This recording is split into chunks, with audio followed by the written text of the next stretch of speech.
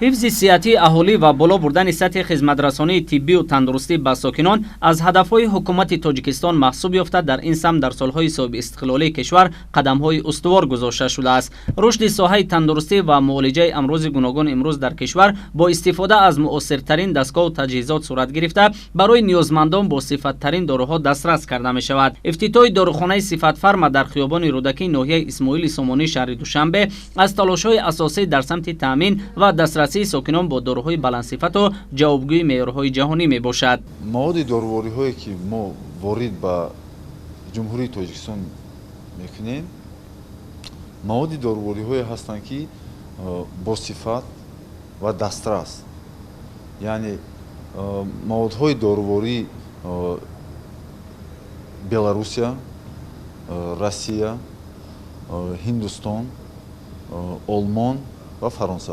طور ضمن افتتاح این داروخانه اطلاع داده شد مسئولین در اساس همکاری با شرکت‌های داروسازی با نفوذترین کشورهای سیاره از جمله آلمان، هندوستان، بلاروس و دیگر مملکت‌های پیشرفته در این ساحه با صفت‌ترین داروها را دسترس می‌کنند. در صفت فرما به صفت و اعتبار جهانی داروواری دسترس می‌گردیده توجه اولین درجه داده می‌شود. با اطلاع مسئولین داروهای به داروخانه وارد می‌گردیده در اساس مصلحت کارشناسان و متخصصان بلند اختصاص و تشخیص از دستگاه‌های مخصوص ساحه دسترس می‌گردد. Это будет взаимовыгодное отношение, потому что мы обеспечим белорусскими лекарственными средствами эффективные, качественные, безопасные, доступные лекарственные средства. ما صفت فرما رو با داروهای بلند صفت تأمین میکنیم. داروهایی که ما استحصال و پیشنهاد مینماییم داروی صفت بلند و جوابگو به معیارهای جهانی میباشند. ما اساساً داروهای برای معالجه دل و عصب رو استحصال میکنیم که نه تنها در منطقه اروپا بلکه در دیگر کشورهای جهان نیز اعتماد بلند را پیدا نمودند. استحصالات ما با معالجه درد زود تاثیرگذار است. همکاری با شرکت‌های داروسازی کشورهای شناخته جهان در زمینه اولی فعالیت و نقشه‌های مسئولین صفت فرما قرار دارد. این همکاری محض به خاطر سهمگذاری بیشتر در تامین صحتی اهالی و بالا بردن خدمترسانی این گونه نقطه‌ها در پایتخت مملکت شهر دوشنبه محسوب می‌یابد.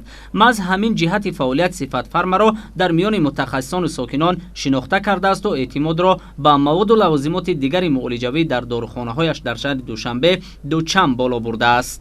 دانشان بسیار خوب است. بعد روزی خیلی میگن سال جوانان است. بسیار جوانان کار میکنن. به من خیلی مخول است. چهره کشاد خوب میفهمونن چی در کار است، چی خوردن در کار. به من خیلی مخول است. از صفت دیگر اپتیکو نظر دیگر اپتیکو اینجا بسیار داروی دیگر نمود است از و یا بسیار خوبتر است. با افتتاح این داروخانه باز چند نفر با جای کار و معاش خوب تامین گردید. بنا به اطلاع مسئولین صفت فرما فرا گرفته شدگان با جای کار متخصصان کاردان و دارای معلومات عالی اند. معامله خوب با مزاجان از اولویت‌های دیگر کارمندان در داروخانه صفت فرما دانسته می شود. در این داروخانه مواد گیگینی و آرایشی اعلی صفت و طبابتی شرکت‌های شناخته جهانی هم پیشنهاد خواهشمندان می‌گردد. در صفت فرما محصولات گیگینی و آرایشی استحصال کشور بلاروس نیز پیشنهاد خریداران تاجیکستان کرده شده است. قید کردن به مورد است که ما در این ساحه تجربه 30 ساله داریم و زیاده از 70% محصولات شرکت ما یعنی بلیتا ویتکس برای صادرات نگرانیده شده است. مواد آرایشی شرکت ما در کشورهای اتحاد دولت‌های مستقل دارای اعتباری بلند بوده با معیارهای جهانی جوابگویند. محصولات ما با چند گروه جدا می شوند، یعنی برای نورسان، مادران کودکدار و برای آن شخصانی که طبع نازک دارند.